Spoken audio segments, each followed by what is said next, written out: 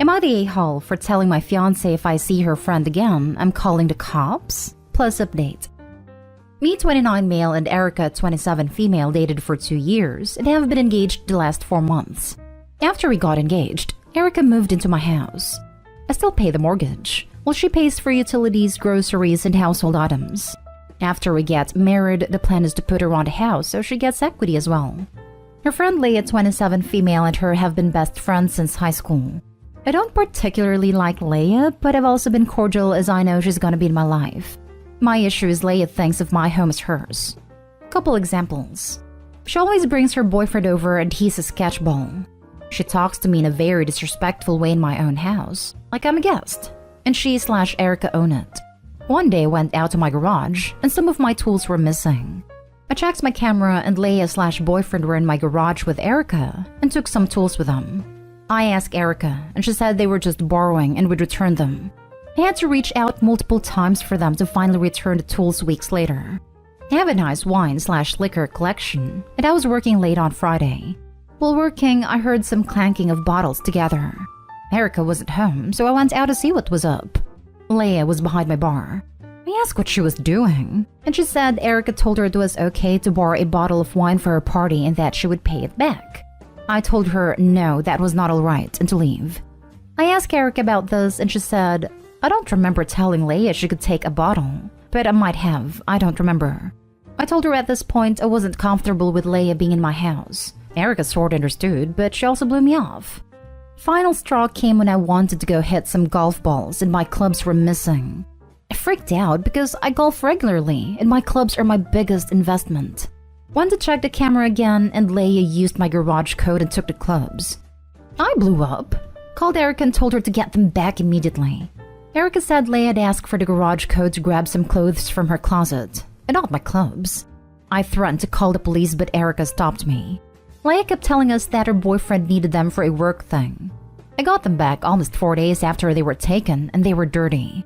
At this point, I sat Erica down and told her that if I see Leah in my house again, then I'm calling the cops. No discussion. Erica got upset saying that it's her best friend and that it wasn't fair to do to her in our house. I said it's a pattern, and since Erica's stuff isn't affected, she doesn't care. I said she can go over to Leah's if she wants to see her. She said she can't do this because Leah doesn't like her apartment, and Leah's boyfriend is always there which makes Erica uncomfortable. I'm now getting the silent treatment and getting called an a-hole, but I don't think I'm doing anything wrong. Am I?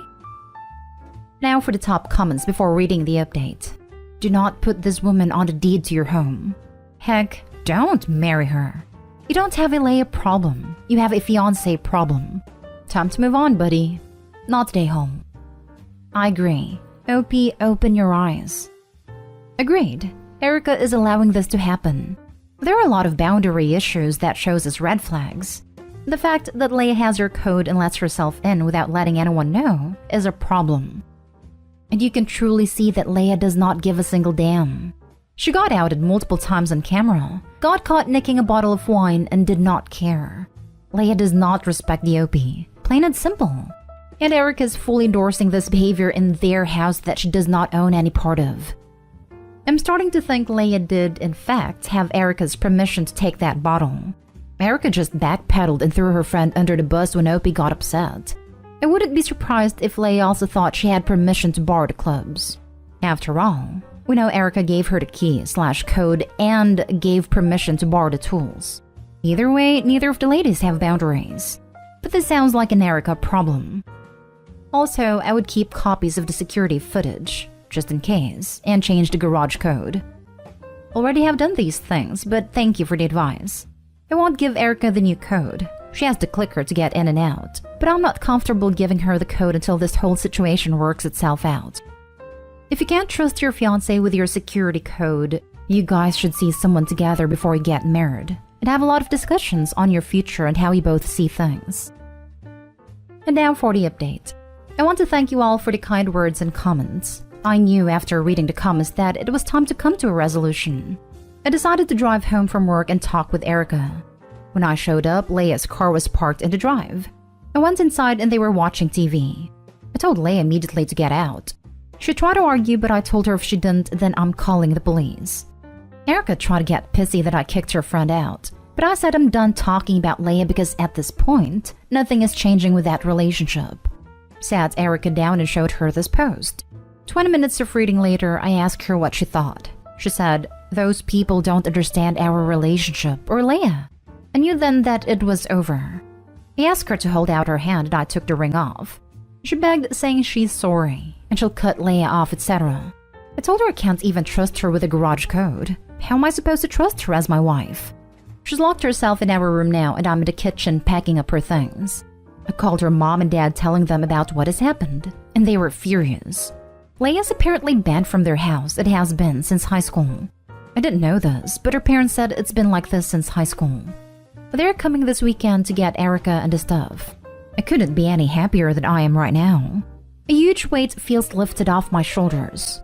I felt like if I never made this post, I wouldn't have ever seen how messed up my life had become.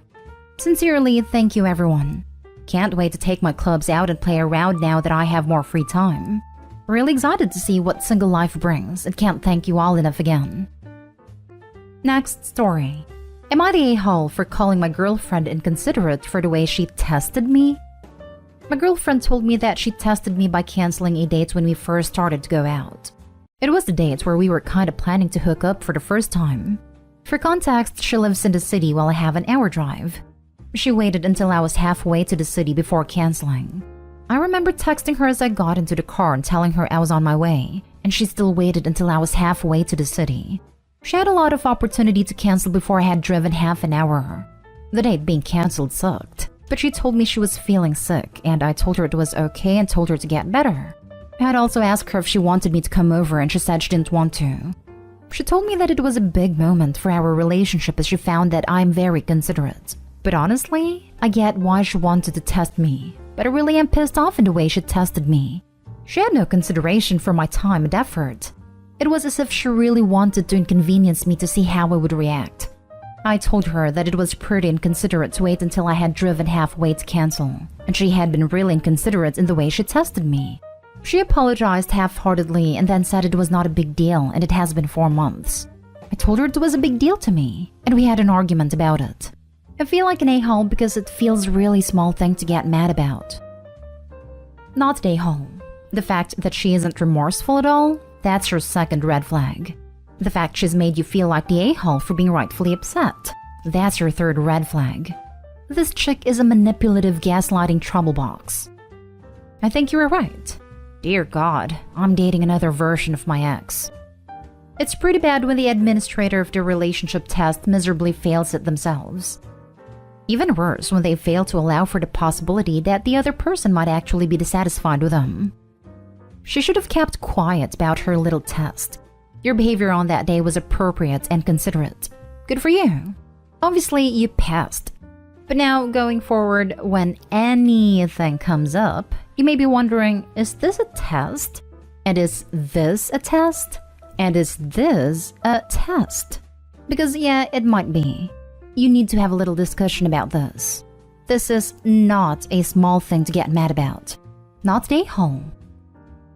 Next story is titled, Am I the a-hole for buying a door to my son behind my husband's back? For those who might have been confused, my 35 female husband 46 male believes that until he is 18, our son male 14 shouldn't conceal his room as he is under our care.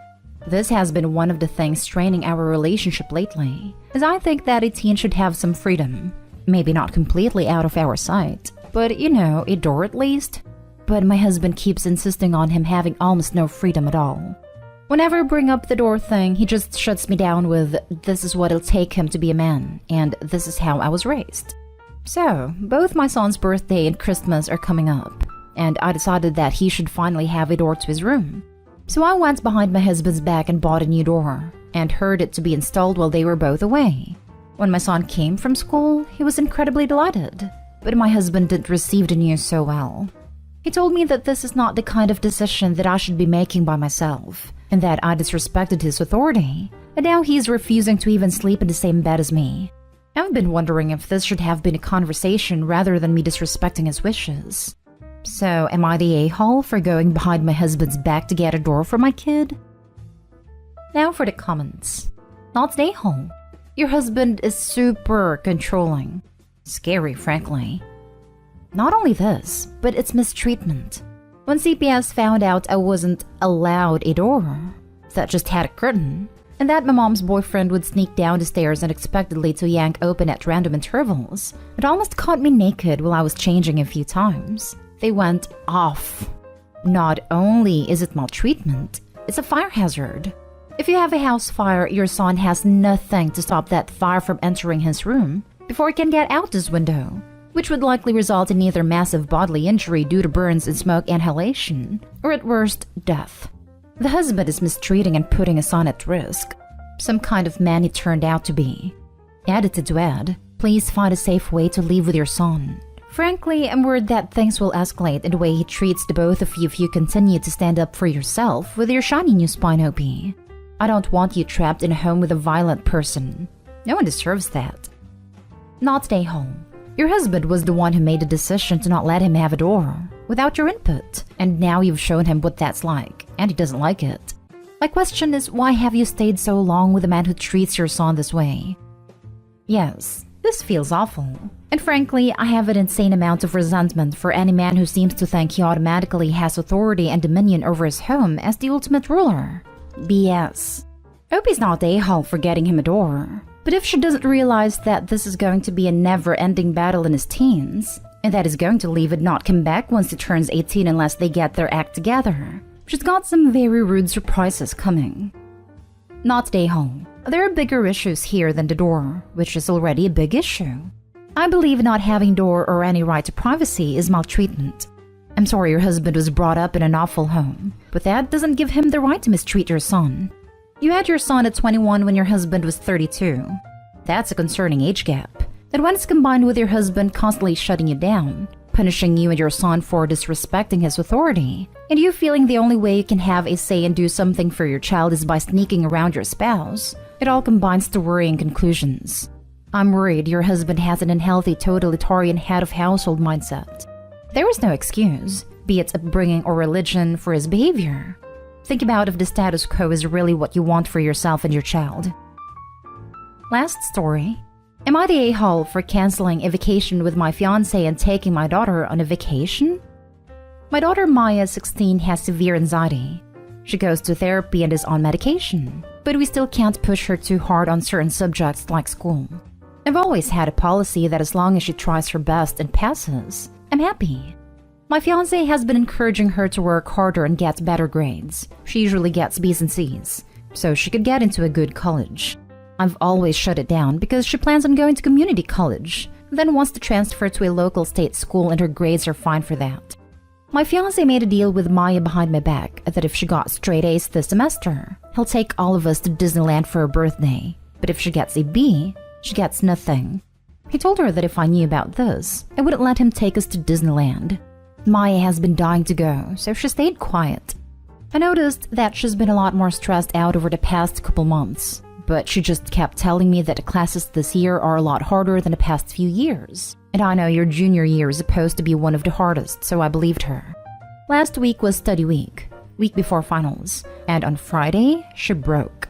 She broke down crying about how she couldn't do this, and told me about the deal she made with my fiancé.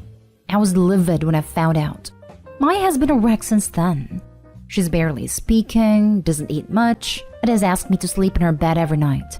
She was sent home from school early every day this week because she either threw up from stress or had panic attacks. My fiancé, Maya, and I were going to go on a 5-day ski trip, but when I heard about a bribe, I canceled the hotel and booked a last-minute trip for Maya and I to go to Disneyland and Universal Studios this week. She busted her butt this year and deserves it. My fiancé is expecting me to pay for half of the cancellation fees and for half of the activities that can't be refunded.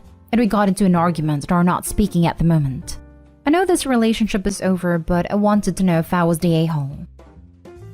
Not the a-hole. I see what he was trying to do, but this is obviously not the way. He messed up all the progress Maya achieved via therapy and hurt her more than helped her.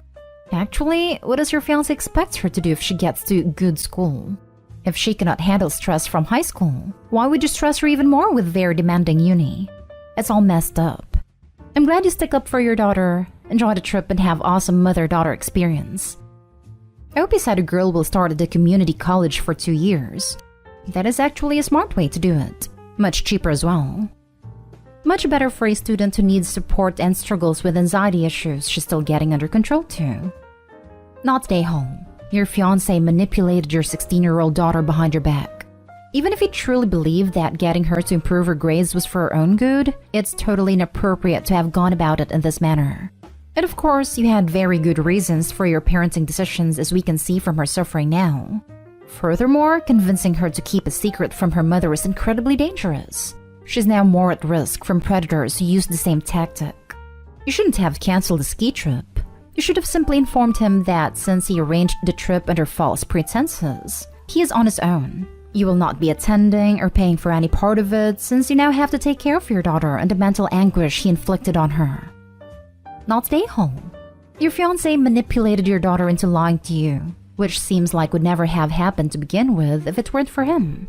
He set a precedent in his relationship with her that it would be okay to do something behind your back, as long as the outcome was favorable to him.